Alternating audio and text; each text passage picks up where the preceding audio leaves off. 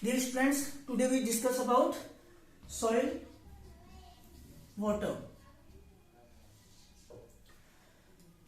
There are two classification of soil water. First one is biological classification.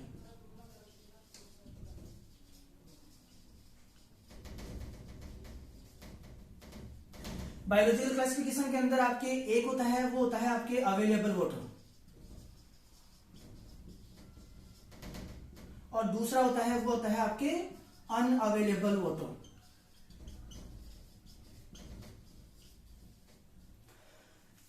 Biological classification available जो water होता है, जो अपना दूसरा क्लासिफिकेशन होगा, जो अपने मोक्ष कंटेंट के आधार पे या अपने एटमॉस्फेरिक प्रेशर के आधार पे, जो दूसरा बताते हैं एटमॉस्फेरिक प्रेशर के आधार पे, उसके अंदर अवेलेबल के अंदर आता है आपके कैपिलरी वाटर, और जो आपका अनअवेलेबल है तो एटमॉस्फेरिक प्रेशर के आधार पे इसके अंदर आ जाएगा आपके हाइग्रोस्कोपिक, और दूसरा हो जाएगा, एक ही हो जाएगा, दूसरा हो जाएगा इसके अंदर ग्रेविटेशनल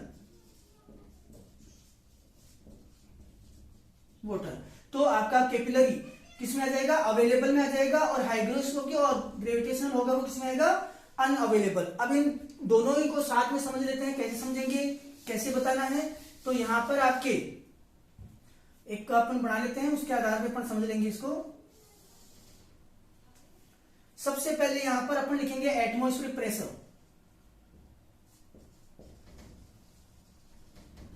यहां होगा आपका 1/3, जिसको अपन वापस लिख सकते हैं 0.33 बार.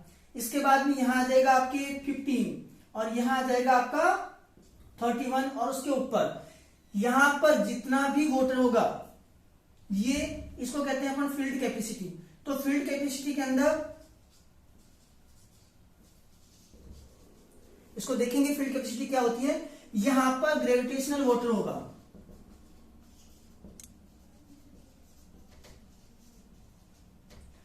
इसको ग्रेविटेशनल वाटर क्यों कहते हैं, क्योंकि water flow in the lower layer due to gravitational force. यहां पर फोर्स कौन सा काम करेगा, जो आपका गुरुत्वाकर्षण बल है उसके कारण से जो पानी नीचे की सतह में चला जाएगा, उसको अपन क्या बोलेंगे, ग्रेविटेशनल फोर्स.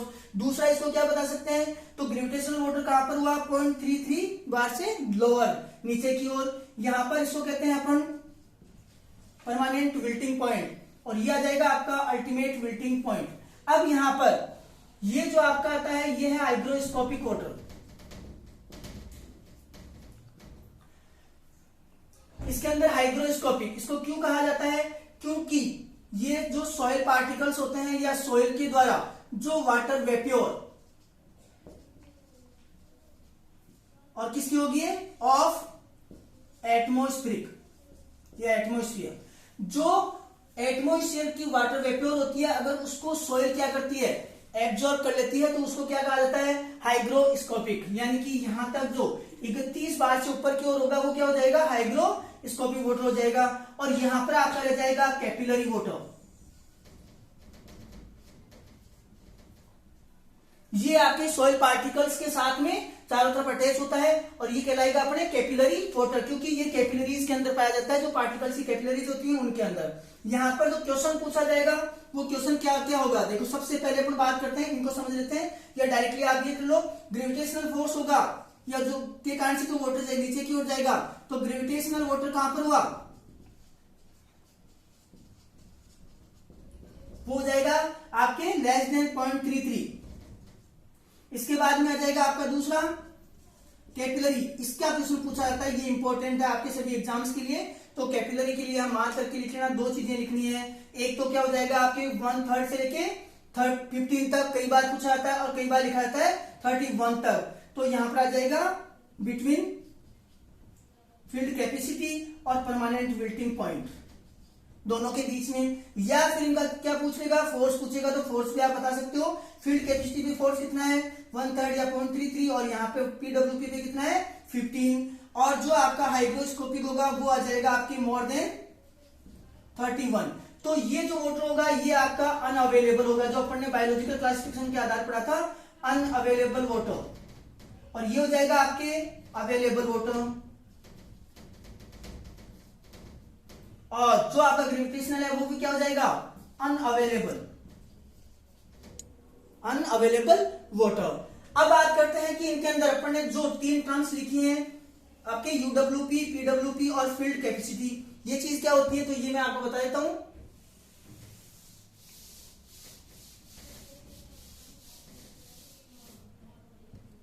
सबसे पहले अपने UWP, अल्टीमेट फिल्टरिंग पॉइंट, फिर आता है आपके PWP, परमानेंट विल्टिंग पॉइंट, और एक आ जाता है आपके फील्ड कैपेसिटी।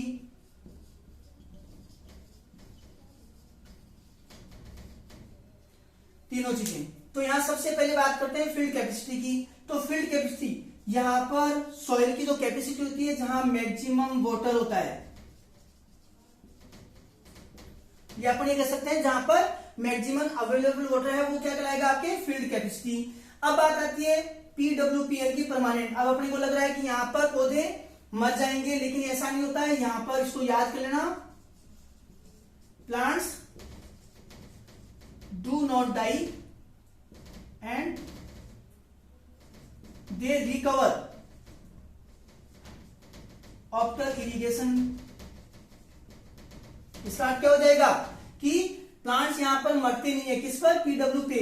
क्यों, क्योंकि उसके अंदर आपके जो एटमॉस्फेयर, यहां पर मॉइस्चर कम होना शुरू हो जाती है, लेकिन यहां पर UWP कहां पर आएगा, 31 पर। यहां पर आपके सॉइल के अंदर मॉइस्चर बिल्कुल भी नहीं होती। केवल मॉइस्चर कहां से आती है, वो मॉइस्चर केवल एटमॉस्फेरिक वेपोर को एब्जॉर्ब करने के कारण से आती है। इसके कारण से अल्टीमेटली प्लांट मरते कहां पर है, UWP पर।